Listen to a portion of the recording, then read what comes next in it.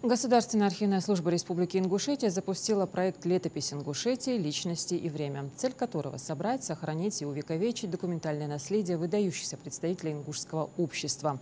Проект направлен на формирование архивных коллекций о государственных, общественных деятелях, политиках, религиозных лидерах, ученых, педагогах, деятелях культуры, военных, ветеранах, правоохранительных и силовых структур, а также предпринимателей, меценатов и активистов, внесших значительный вклад в развитие Республики Ингушетия.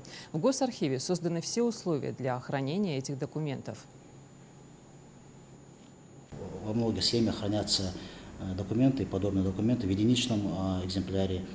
И сохранность этих документов не всегда не сохраняются и в том виде, в котором должен быть. У нас же в соответствии с санитарно-техническими нормами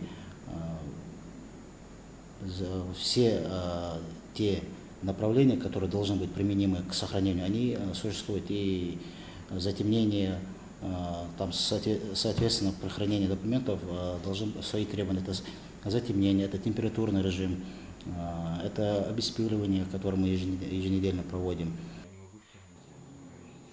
Во многих случаях информация о значимых фигурах сохранилась лишь частично или находится в риске утраты в частных семейных архивах.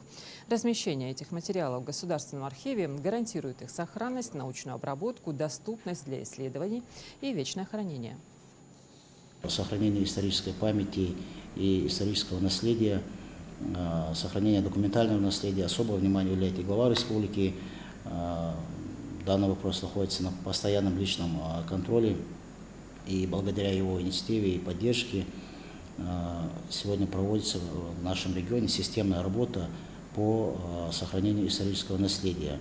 Несмотря на то, что проект только-только начал работать, получили очень хороший массив документов от нашего исследователя Хамхоева, богатый материал по ветеранам правоохранительных структур.